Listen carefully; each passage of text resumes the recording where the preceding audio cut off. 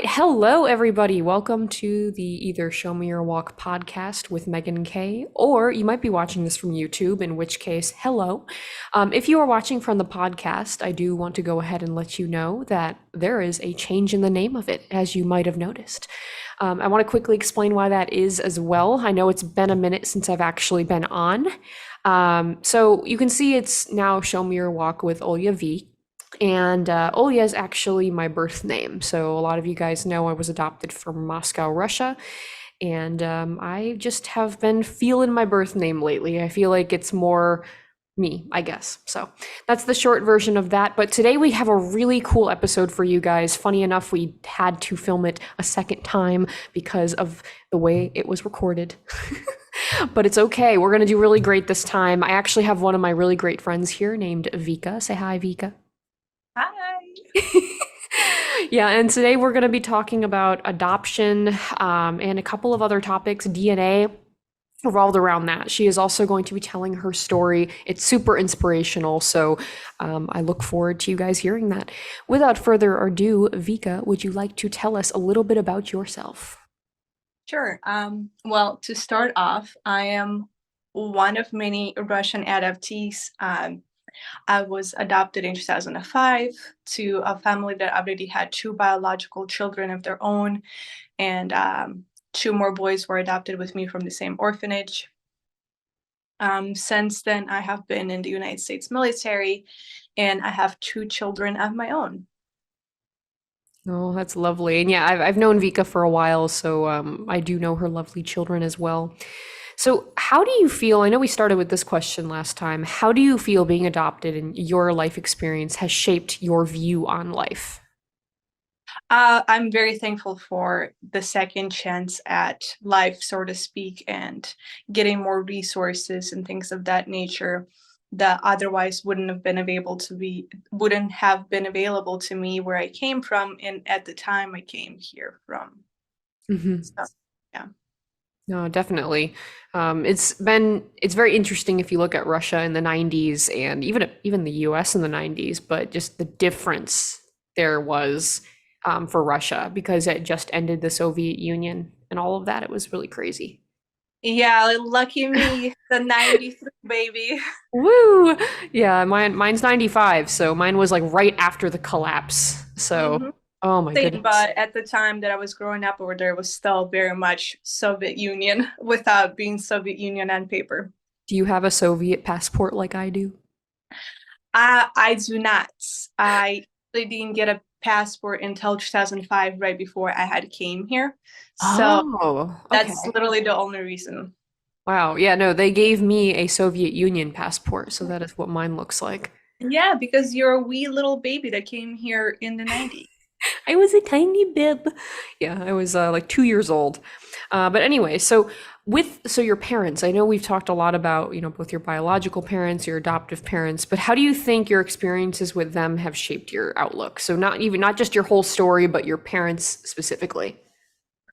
I think, while I'm grateful to have been adopted, it was incredibly difficult coming to United States at 12 years old when you already have seen so much of life and not necessarily the great parts of it. So like it really shapes you as a person with your beliefs and stuff like that. So like when you come in to a family so late, it's hard for you to adapt to their views and like their beliefs and things like that because like I said, at 12 you already have your own. And I think that made it very difficult for my parents here, and it almost made me seem like a rebellious child because I knew my biological family and my siblings and things like that. So it was hard for me to just be like, scrap this whole idea of having my biological family and this is my family now and these are my parents now and this is my culture now. So like it was hard to let go of where I came from. Yeah, no, of course, I can imagine. As far as Russia, how did your adoptive family, what did they know about it? What did they teach you about it? How was that? So, from like what I understand, my father here was always interested in the Russian culture, but Hmm.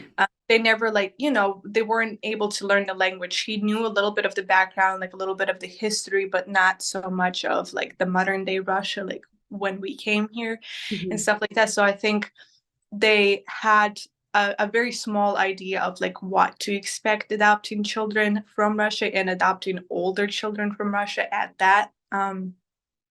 I think that made it difficult because, like I said, they never understood the language. So it was hard for them to have two children who were 12 years old and their, native tongue is Russian and spoke zero English. So like we were trying to communicate like the best that we could using dictionary, like using like a like there was a dictionary made for like Russian adoptees at the time with like the very basic words and phrases and things like that we could like point at in regards to like trying to show like what we were trying to communicate.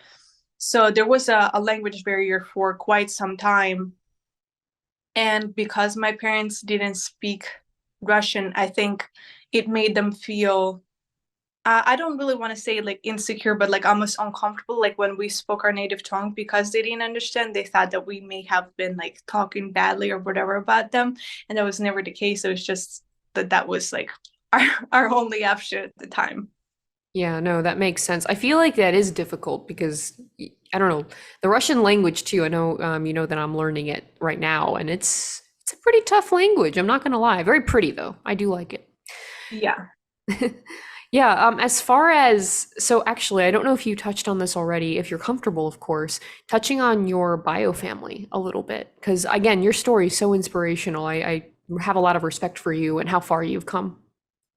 So in regards to like my biological family, my biological father passed away when I was 8, and then when I was 9 and a half, I got taken away from my biological mom. And so I got separated from, at the time, my 1 year old sister and my 11-year-old brother. So then my mom was given 6 months to kind of like, get her life together, and then she could um, try and get me back. But that didn't end up happening. So I ended up going into the orphanage from the children's home. And then my sister got taken away. My brother was already living with his dad. So like we all got separated, and then from that point forward, the last time I ever saw my mom was my 10th birthday. Yeah. How has that, I don't know, how am I asking this? So obviously you had to go from that and then coming to the US, and I know that you had a pretty relatively good experience in the United States, aside from having to adjust to culture and those things. How did you, I don't know how I'm trying to ask. How did you end up moving forward from everything you had to handle in your biological family? Because that, I mean, I've always thought about your life and I'm like, damn, she's come a really, really long way with that. Honestly, it's been very difficult. I'm not going to sit here and sugarcoat and say, Yeah. oh, it's just been so blissful and peachy and stuff like that, because that's really not the case. It's been a wild ride for the past 18 years. I still feel until this day like I'm going through like this mourning period, because now like I've come to find out like my biological mom has been gone since 2010. So I feel like I never really got closure with her. Yeah. And I always wish that like I could have a conversation with her as an adult and be like, hey, this is how your choices affected my life up until this point. And hey, you have two grandchildren now, by the way. So like, um, yeah, I think like that weighs heavily on me a lot, but like I am thankful to have been able to reconnect with my sister and my brother since coming to the United States. It did take a long time to find them though. Yeah, no, I understand that. And for those of you that are listening that are not adoptees, it is extremely common for adoptees to find out that their birth parents are not alive and have not been alive for a decade or even decades Right. prior Right. to them finding out. Yeah, and it's insane. And that feeling of not having that closure is definitely something that I can understand from that perspective. And with your, I know your brother, may he rest in peace. Mm-hmm. Would you be open to talking about that story and how you guys met and how that made you feel? Your sister as Yeah. well. Yeah. So it took me um, about 15 years to find my brother and my sister after coming to United States. I did have to take DNA tests in hopes of like maybe my sister was adopted into a family here. Um, and stuff like that. But that didn't end up being the case. Like how I ended up finding them was through Russian social media, which, thank God for that, because otherwise I have no idea. I think my other choice would have probably been like writing a book and hoping that I can translate it to Russian and like sell it there, and she'd be like, okay, I'm gonna pick it up and like read it. But like the That's smart chances of though. that happening is like slim to none. But yes, I did find them. I did not like I didn't know what to expect like when I had found my sister, because she was one. I didn't have like the slightest idea of like what she would look like as a grown up or anything like that. I am proud of her for everything that she has overcame up until this point. Like while my life was difficult, knowing all of the details that had led us to having the life that we did, it does break my heart that she was taken away at 1 years old and had to stay in the system until she was 18. Yeah. And she thought that she had no family, nobody that loved her, nobody that cared about her. And but here I am on my end, like looking for her all these years, like through social media, through DNA tests, through like every resource that was available to me at the time. So I am thankful to have found her, and that she's healthy, she's alive, she's doing well, all things considered. With my brother, I was able to reconnect with him and still have a relationship with him, and like give him, I guess, the closure that he needed, that he was loved, that he was cared for, um, that he had, two nephews. And it's like you said, may he rest in peace now. He did pass away in December due to the current conflict between Russia and Ukraine. And it's, that subject in itself is very difficult to think and talk about. Yeah. But I'm still thankful to have the opportunity to tell him that I miss him and that I love him. Yeah, and I'm sure he can hear that and knows that you do. So, um, Definitely. I definitely appreciate you saying that. You actually had a really good story the first time we filmed this, about, Mhm. I think it was getting hit with a flip-flop. Do you want Yeah, like, oh yeah, when he and I first reconnected, because like I said, we know our childhood, like we know the circumstances that led us here. When I had reconnected with him, I was like, I think you're my brother, and he's like, well, he's like, I have two sisters, so I don't know which one you are. And he was like kind of like baiting me, trying to like test me and see how much I remember. And partially it's like a tourist thing, because he's a tourist, I'm a tourist, so he was like, let me like play around with her a to? little bit. And like I said, it's just funny enough that like the last memory I have of him, like seeing him in person, just happens to be like a typical sibling story of like fighting around and stuff like that. And like I said, we were just kind of goofing around, and he smacked me with a flip flop. So That was yeah, really good. Oh my goodness. I love that story. It's really sweet. I'm glad that you have that memory of him too. yeah, yeah, for sure. And like I said, despite life not being exactly fair to him either, I'm still proud of the man that he was, and I'm very honored to have him part of my life, no matter how things panned out. Yeah, no, of course. And was there anything like, did you guys ever get to meet as adults, or was it just over VK or? It was only through VK and through Одноклассники, which is the other social media that they have in Russia. Like that, those were our forms of communication. I did see pictures of him as an adult, and I was able to talk to him on the phone a couple of times. That's So awesome. I did hear him as an adult. So That must have felt wonderful. yeah, I definitely needed that for sure. Yeah, definitely. And I appreciate you talking about it because I know that's been difficult for you. And again, may he rest in peace. I'm sure he's really proud of you, honestly. Uh, I'm sure, but it like I said, it's brotherly love. Even when I had reconnected with him, he was like, "Some things never change. You're still stubborn." I love that though. I think, but it's like brother sisterly love, right? And that's Yeah, beautiful. definitely. But you know what? If you want me to be honest, my perseverance, like resilience and stubbornness, is like what kept me going all these years. Hmm.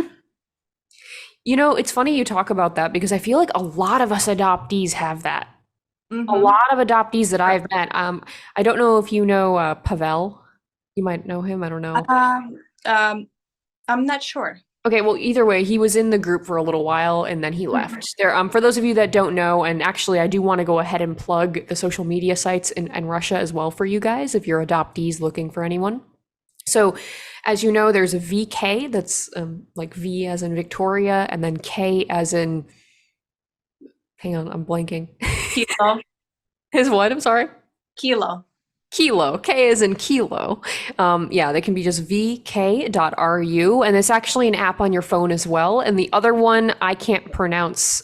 It's well, the short version is okay, but it Yeah. still stands for Одноклассники, and then VK is for contact. Yeah. Yes. But yeah, you can just type in OK or vk.ru into the App Store and you should be able to download it. It is really helpful. For me personally, I haven't found anyone, but my story is also a lot more complex in some ways Mhm. than some other people's, but that's totally okay because I've met so many adoptees who have found luck there. And then the other thing that I wanted to go ahead and talk about, oh yes, so with Pavel, for example, he has come a really long way as well, or any of the friends that we know. I mean, all of the Russian adoptees we know, and we all seem to have this gung ho, I've got to survive attitude. And it really is that. It's like, I need to survive. There's no choice. And it's this kind of thing. I mean, even I have that. It's like, I'm going to make myself into something no Mhm. matter what. And it's a very strong drive. Yeah, I think, and that's, it's definitely a double-edged sword. While Yeah. on one hand, that's a trauma response because you're hyper independent, and that's one of the, like I said, one of the responses to trauma. But on the other hand, it makes you be successful in life in your own way. Hmm. So, like I said, double-edged sword. It Well, definitely, you have trauma, but at the same time, you're just, and I cuss a lot. Sorry, so you're kicking ass yeah, and taking in I that don't mind sense. that. I was trying to decide last time if I was okay swearing, but people swear in these all the time. I watch the Call Her Daddy podcast and they're Oh always yeah, swearing. but So it's this fine. is a little different. It is, but we're also real people. And Yeah, I think it's true. okay. A lot of the people watching this, they're adults. I don't feel like a child will come and watch this. So I think we're good. I just um, don't want to offend anybody.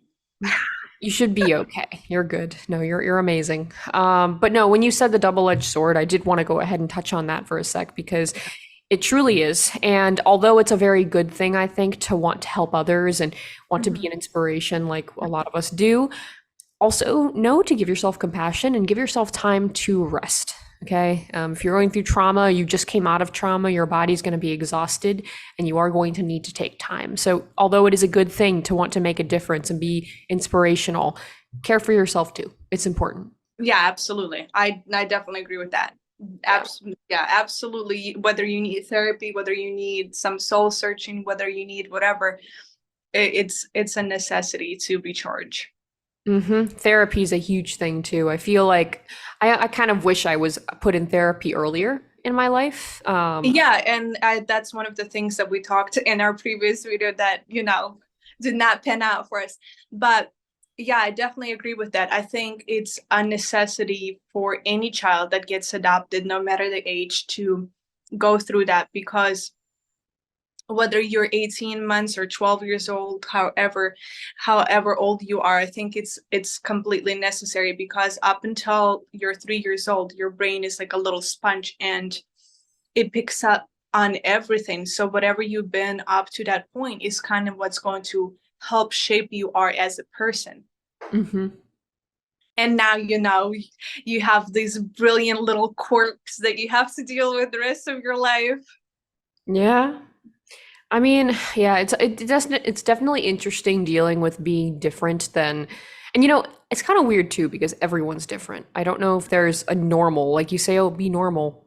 I don't know what normal is. Yeah, well, I feel honestly that goes for, well, everybody, but especially adoptees. There is no one set norm that fits Mm-mm. all. No, definitely not. So, but it definitely, someone who is not an adoptee, there's definitely a difference in understanding, I feel like, someone who may have not Mhm. gone through the similar. And not even just that, you can just be adopted and that's considered trauma. Like adoption trauma is a thing on its own. Well, yeah, because even if you get adopted within the country, you don't have to come from anywhere else. Mhm. Even if you get adopted here, like it's any sort of disturbance to your everyday life can and will create some sort of trauma. Mhm. There was actually a study done that I found about parenting, because I look up a lot of parenting studies. Mhm. I think that comes from both my adoption experience and my traumatic experiences after that. But it basically said that parents, if they do 30% of the work, the child will be, at least basically better off. It's kind of wild, 30%. Like that was the number they gave, the Wow. percentage. Now, I know obviously you want to do better than that. They're just saying, base level, if you can do 30% of the work, your child should be okay. Because, I mean, think about it. After a certain age, humans are kind of built to be independent in a certain way, or collective as well. I think, tribal and things like that. But that was just interesting. But okay, anyway, we're veering off topic a little bit. What do you feel, in your opinion, for all the parents, the people who might want to adopt listening, what is the most misunderstood thing about adoptees and what can parents do to make sure that they're going to be the best for their kids? Some of the things I would say is, even though you have wanted this child for however long, Mhm. it is important to still have that integrity of the child is still their own person. Mhm. You cannot own them as much as you want to. That their given name at birth is incredibly important. I know a lot of adoptees that came here, their entire name has been changed. Mhm. And like, for me, I'm thankful that, like, my parents here at least considered that and kept my first name without changing it, adjusting it, and stuff like that. So with that being said, somebody's name is incredibly important. The access to their culture is incredibly important, whether through uh, like community groups or like food or like language, whether like they're learning it or like listening to music, things of that nature. I think all of that is important, that like you give your child the option to have access to those things, and then you let them decide like if they want to participate or not. I think many parents here tend to be guilty of like adopting from a different culture, and then they don't do research of where their child is actually from.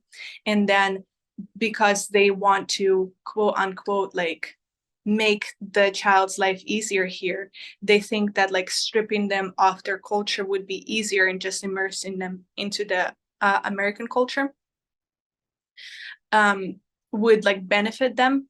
And that's again a double-edged sword. Like, A, you need to give the child the opportunity to decide that, and B, studies show that children who speak more than one language actually tend to be a lot better off in life, instead of like you just being like, oh, you're going to learn English and that's that.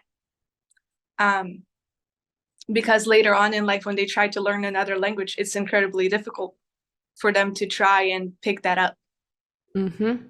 No, I agree with everything that you said, and I'm one of the adoptees that got their name completely changed coming to the US, and kind of a similar thing. My adoptive parents were like, "Well, Olga isn't really an attractive name, and we knew you would get made fun of if we kept your name Olga Valerievna Linford, which and Linford is not Russian, but another story on that another day. But it definitely affected me because I mean they named me Megan, right? And that's a very American name, very just, or I guess isn't it like Irish or something? Well, either way, it was very weird for sure, especially as I got older. I think the thing that, and I was only 18 months when I was adopted, so this is my experience with that. Um, my bone structure, as I got older, I looked at my face and I was like, I don't look like an American person. I don't look anything like Yeah. people. I don't. When look at you, you don't look like a Megan to me, but that's why I say, like, even though it may be difficult for you as an adoptee parent to pronounce your child's name, I think it's just a respect thing that you learn how to do it Mhm. regardless of the difficulty, because like I said, somebody's name is part of their identity. And Yep. like you can't just be like, oh, this is not it anymore, because like I said, it does make the child grow up and struggle, because A, you already don't look like anybody in your family. B, your name doesn't fit you the way it once did, because the older you are, the more curious you get about where you came from and like your tribe, so to speak, and things like that. And then it's just a um whole different ballgame, because I went through that and I know my biological family. I went through all same things. I still go through it as a 30-year-old, like where I'm like, okay, I'm having an identity crisis, even though my name has never changed, but my culture did. So like, and even though I've been here for basically 18 years, I'm still like, um, grasping of like where I come from. And there's just not enough resources here for, I feel like, Russian adoptees or any adoptees from Mhm. wherever you may be. And I wish there were more communities of people that like you can hang out with, for maybe a couple of hours a week, where you're exposed to the language, you're exposed to the food, you're exposed to the different kinds of people. Because when you go back home, even like for me, like even though um, I don't consider myself American, and I never will, because of like where I came from and the age that I came from. I still feel like when I go home, I'll still stick out like a sore thumb, because I've been here for so long. Mhm. No, you're actually reminding me of a few things. I'm looking this up now. I believe it's called I'mAdopted.org, but there is it's it's not great. It does offer a lot of good things. It was an adoptee from that got adopted to New Zealand. I forgot his name. He's blonde. But either way, yeah, I'mAdopted.org. Yeah, that's what he runs. And it is a pretty good platform. There's a lot of other stories on there Mhm. um, that you can actually get put on the website. Let me see the resources they have. So, and this is just for any adoptees listening that might want to go on here. They have the adoption diaries, notes and news updates. I know they have meetups, but the fact that they're in New Zealand is the issue, because they don't have American meetups. It's not like that. But still, if you want some online resources, it's a great place to go. But yeah, that's kind of why I started doing this actually as well, because I feel like there isn't a lot in the US for this sort of thing. Um, Mhm. but I was going to also make a point too to the culture connection, because again, I'm much younger. So a lot of people think when you get a baby from Russia, oh, it's way different than getting an older kid, from Russia and adopting them, right? But in my experience, and maybe this is just because my adoptive life here was traumatic, I'm not really sure. I was told, "Oh, you look just like you guys look you." My adoptive parents wanted us to look like them. So their Mhm. big thing was when I was a kid, they'd say, "Oh, you they look like your real kids. They look like your biological kids." So as I got older, I looked nothing like my adoptive parents. Maybe a little bit like my adoptive father, unfortunately, because I don't like him very much. But he's Macedonian, and I have some close ethnicity breakdown to that. But even then, it's not that similar. So it was very weird growing up and being like, oh, I am not, we're very different. So even I needed that cultural connection. And learning Russian then, though, it's very weird because I don't feel Russian enough. So it's like I'm not American. I'm not these ethnicities. The way that I dealt with that, though, is just I belong everywhere. I connect with everybody. I try to be, compassionate to everybody. But I'm really hoping with this podcast and this YouTube channel, I can expand it a little bit more to be something that can be good in the United States for adoptees and parents that want to adopt. Because I don't think that adoption's a bad thing. Just like Vika also agrees, we just want it to be done in a better way and to have more awareness on the topic. Oh, for sure. While adoption in itself is like, a beautiful and noble act, um, And I'm sure for many the intentions are pure. It's just there's a lot that goes into it than just like, oh, I want a child and I want them now. You know what I'm saying? So Hmm. you do have to consider, like I said before, like, how ethical is this adoption, because there are so many children who are separated from their families, and the families are told, oh, you can have your children in, say, 6 months time or a year's time, and then by the time the parent is ready to retrieve their child again, they're no longer in the country. That's been like Hmm. cases. And then like you have cases here where I just feel that unfortunately um, there isn't enough done for the parents here with in regards to like ethical adoptions. I think there should be a psyche valve for both of the parents, and like you have interviews with the people that know the couple, and whether they're coworkers, family, friends, stuff like that, like, so you have a better picture of how they are as people, instead of kind of having like a biased opinion of, okay, you have two people who back each other's story up. You know what I'm saying? Yeah, no, and um, we talked. Oh, go ahead. Sorry.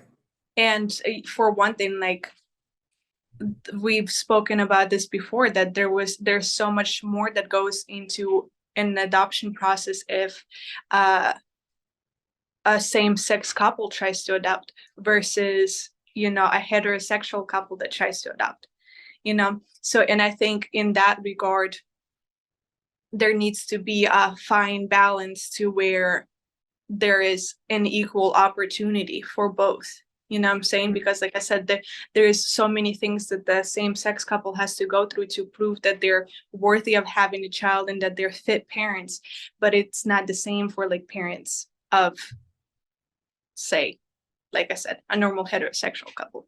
Yeah, no, you make a really good point there. And actually, I can speak on this to my own experience again. And actually, this is a good place to plug some other resources I got for you guys. So, for adoptees that would like to look into their records, so if you want to try to get that, you do actually have the Freedom of Information Act, which allows you to request it. So, if you go to USCIS, it is I think it's either .org or .com, but either way, you will find it very easily. And you go ahead and do the Freedom of Information Act, FOIA request. You can actually request your documentation. And I did this. And what this will show you is your birth certificates, any information on your adoption. This could mean parent names, birth parent names that you might have not had Mhm. prior. I unfortunately didn't have any other Russian documents that were there, but I did have all of the documentation on the adoption agency. I had how much we cost, my brother and I, which was a really weird thing to see, by the way. I don't know if you, that's a wild one. But I also saw what their check-in was. So like trying to make sure that, checking the adoptive parents. What do they do? They had a child services worker come into the house. They had someone interview, but it wasn't it wasn't thorough enough. All they did was interview my parents, and there was some, and from, I mean, unless my adoptive family lied about their childhoods and their younger lives, there was a lot of lying, and Mhm. there was not, yeah, it wasn't truthful. And then I ended up in a very traumatic situation where I need to go to therapy a lot now, and it's just like, I don't know. It definitely needs to be better. It's kind of difficult. I will level with them. Like when you deal with people who are abusive or problematic in that way, they do hide it a lot. So, to the merit of people doing that kind of work, it is not always easy. However, it should be done a little more intensely if they're going to be adopting children. Well, and that's why I say that like a psyche valve is Yeah. an absolute must, because even while I was in the military and had gone to Afghanistan prior to going, it was necessary for me to have a psyche valve before and after to measure how I was affected as a person through my experience of being deployed to another country. So I think, like I said, it's very necessary for like parents that are looking to adopt to go through that, because it's it's sad, but you are not the only child that has gone into the family who is not all they had cut out to be. Hmm. But I'll let you No, speak on that. no. You're good. I was just trying to think because I feel like in my documents I saw there was something like a psych evaluation, but Mhm. even if there was, I remember thinking it wasn't enough.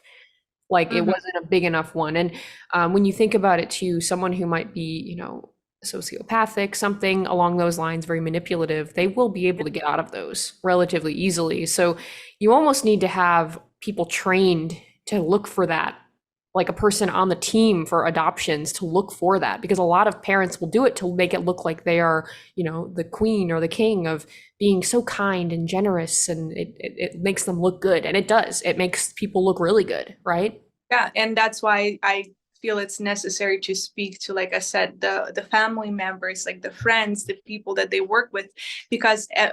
well, it, yeah, I think it just will let you have a better idea of who they are as a person, because you can only hide but so much, you know what I'm saying, like from the different types of people who are exposed to you in your life. True, true. No, that would have been a good idea. I'm very certain that didn't happen when I was looking through it. It's been a minute. I haven't looked at my documents in about 2 years, so but it is something that can still be very helpful. I mean, Mhm.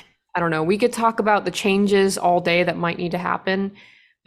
Maybe at some point when, as this goes on, this, and grows, right? And I build more Yeah. resources for it, maybe we can do something to try and amend it a little bit. But I guess for now, we'll just have to do some awareness by talking about it.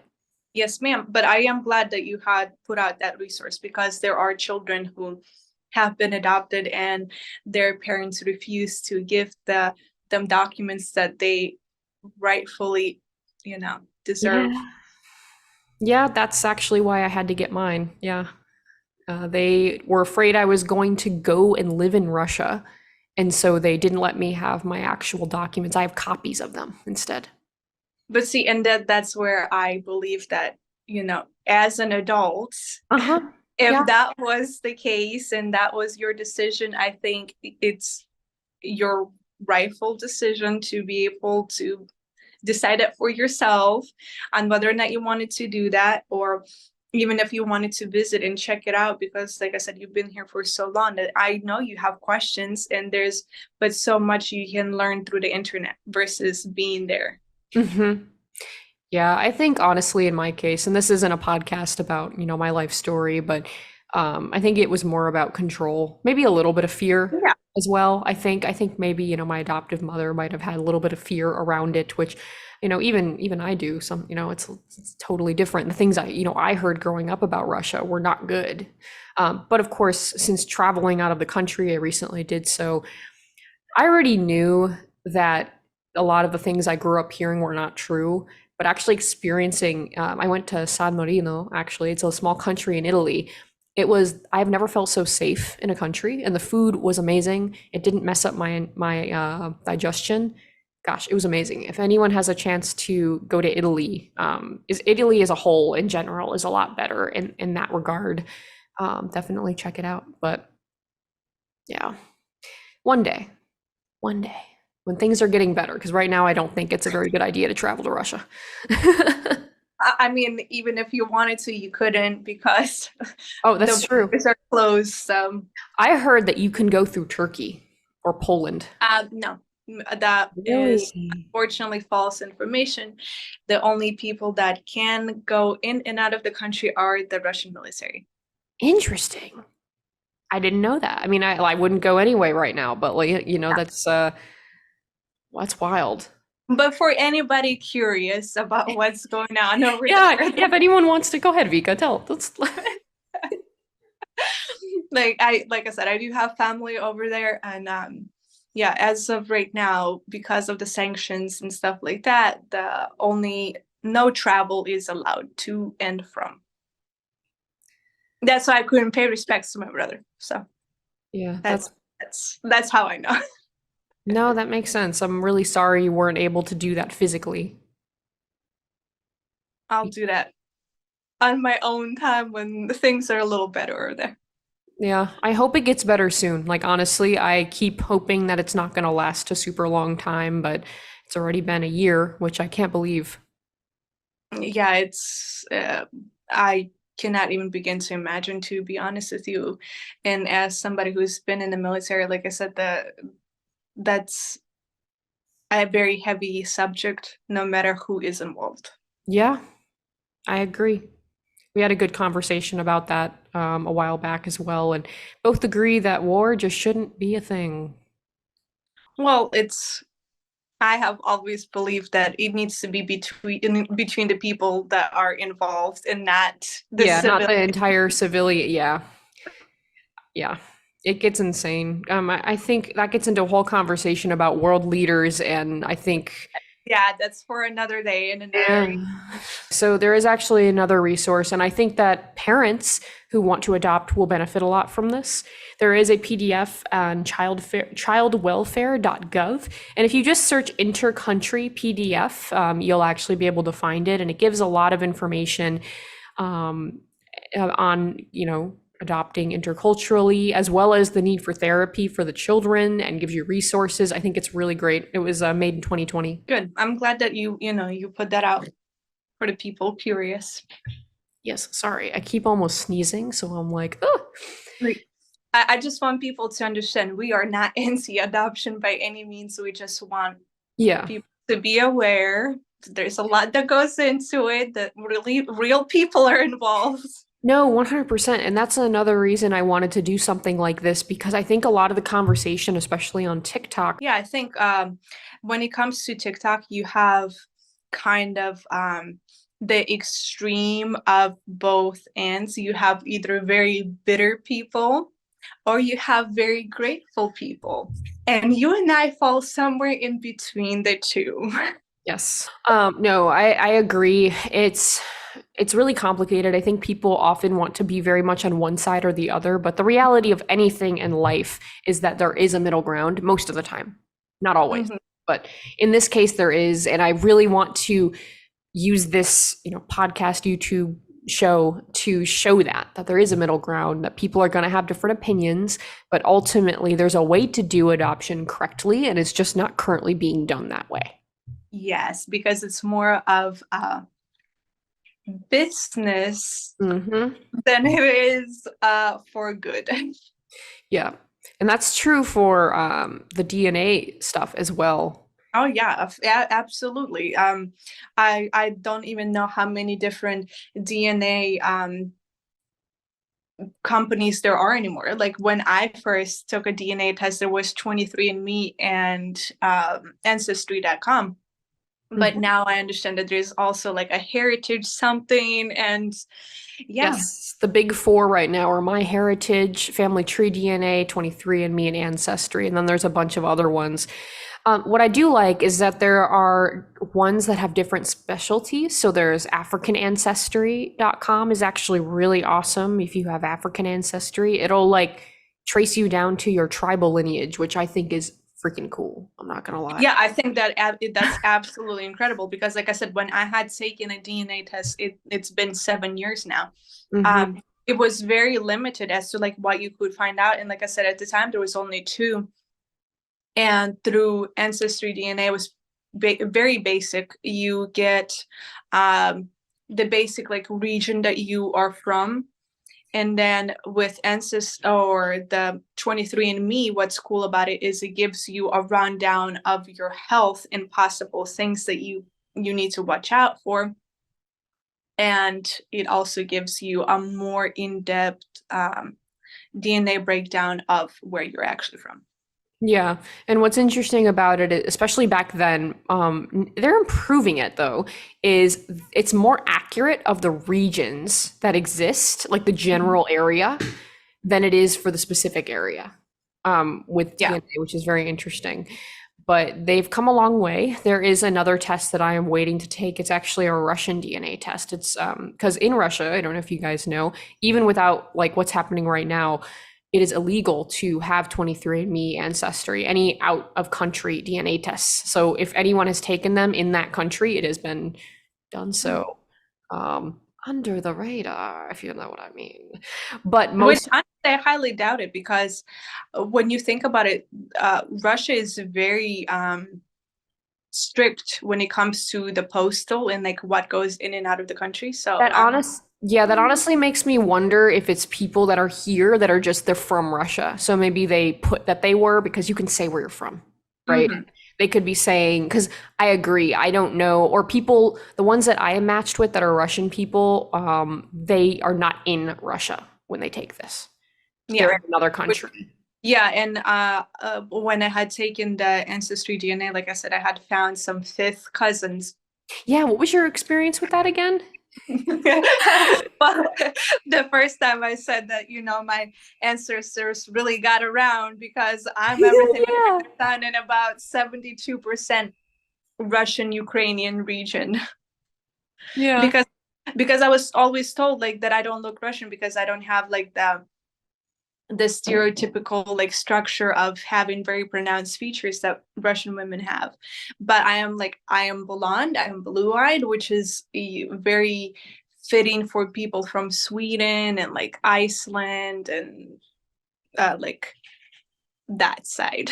Hmm. Like the German side. And I found out that I'm everything but, like I said, Spanish, Portuguese, and like Scottish and English. I'm everything else under the sun though. So I'm glad they had fun. I find that super cool. Mine also did as well, but I'm like half Caucasian, so the Caucasus Mountains, southern Russia, southern by Turkey and Azerbaijan, that area. Yeah, Uh, that's another thing that I have always like been very like bothered by because oh God, people that come from the United States versus people that come from Europe. And everybody's like, well, if you're white, you're Caucasian. I'm like, no, you're no, not. because Caucasian people are Caucasian and I'm It, Caucasian, but white people are white people. Sorry. yeah, There's no no. other way to put it. Oh my goodness, I made a TikTok about this and people got so heated. All I did was say that Caucasian does not equal white and it went viral. Yeah. There were And I people, mean it's true. It's true. But the more you know.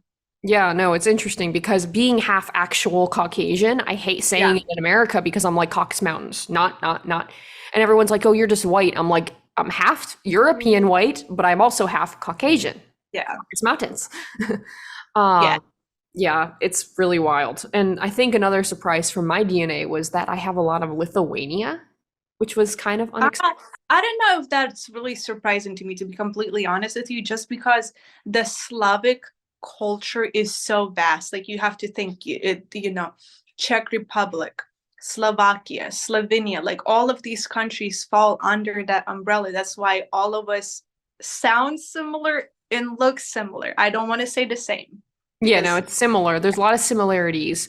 Yeah, mine kind of goes back and forth, but it seems to be so far that my European side is a little Ukrainian, Lithuanian.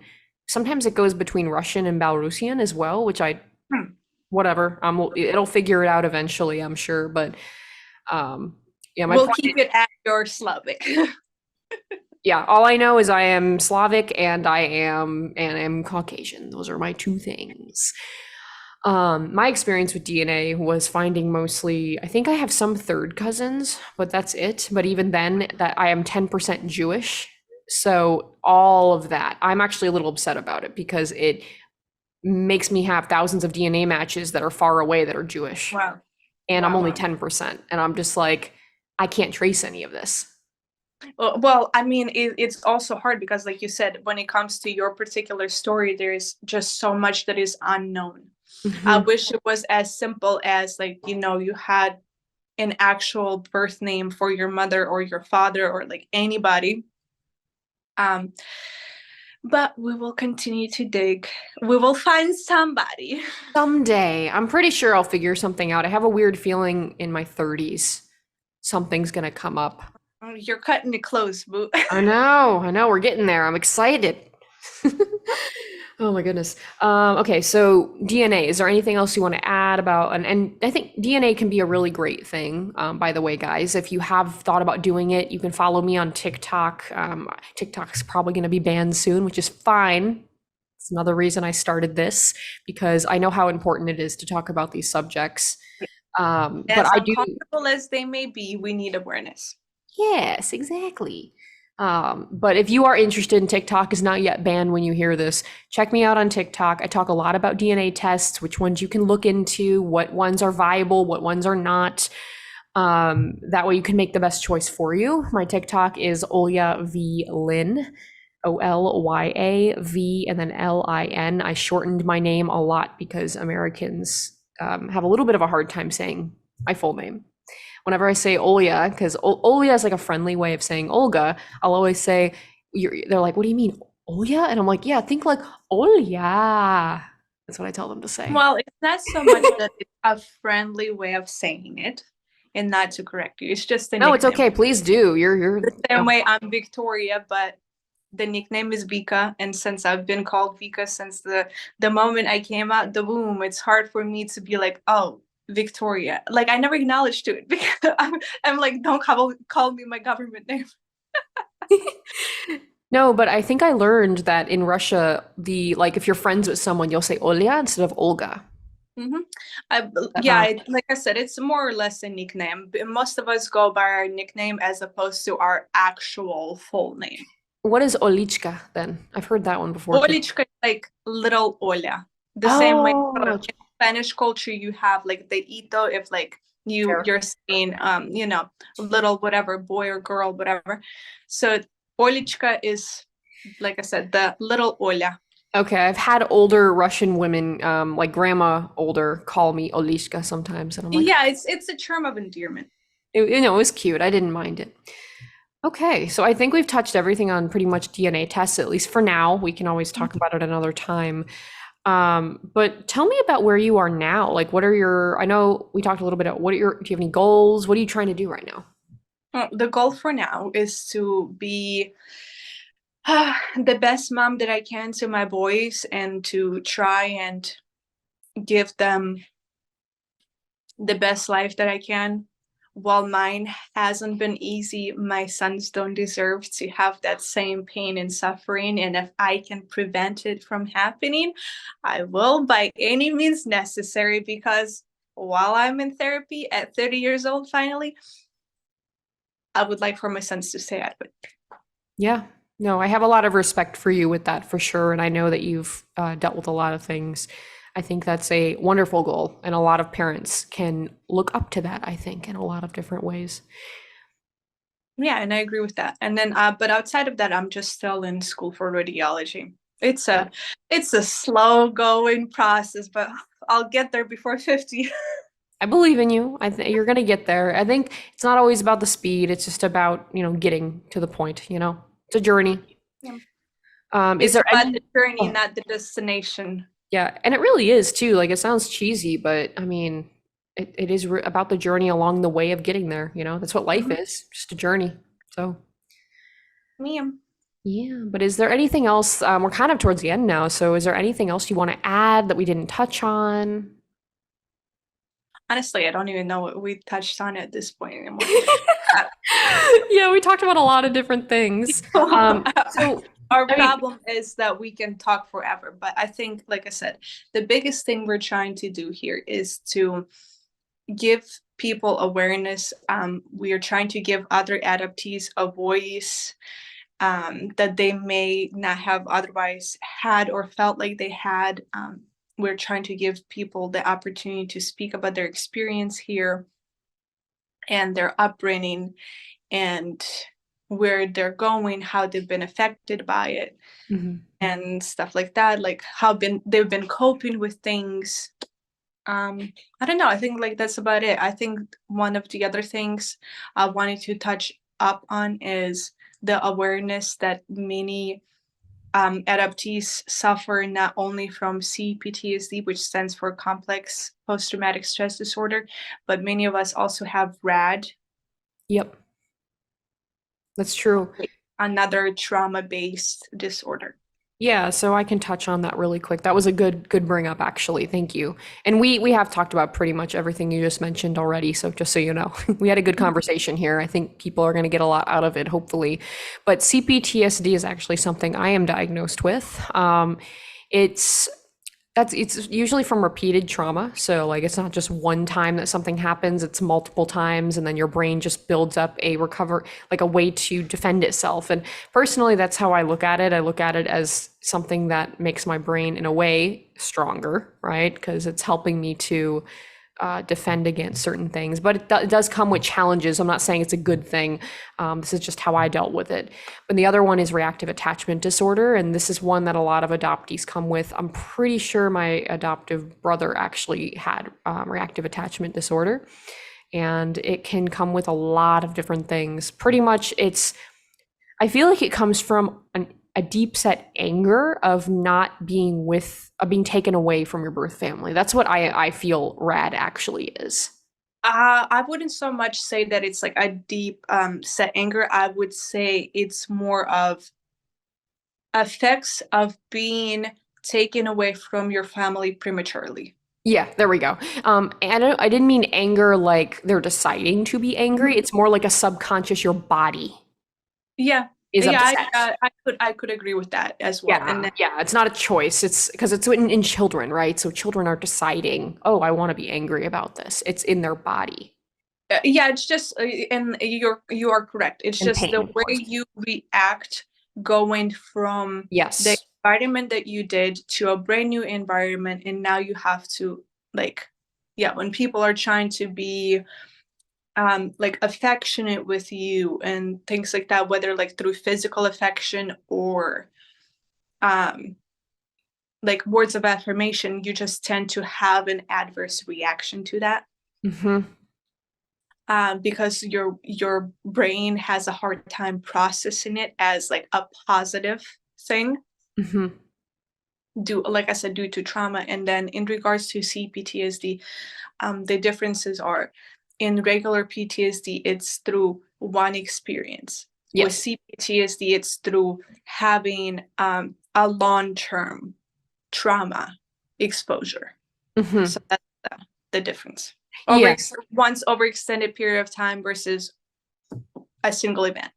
Yeah. And with RAD, I haven't researched it in a while. So I was trying to describe it in simple, because I think it's definitely a defense mechanism as well, obviously, right? It's a child's body protecting itself, the brain protecting itself from the pain. It's not even anger. I think anger was the wrong word. It's pain, right? And that shows up in the form of other things like anger. And I feel like there can be some other ways of it showing as well, depending on the child's personality.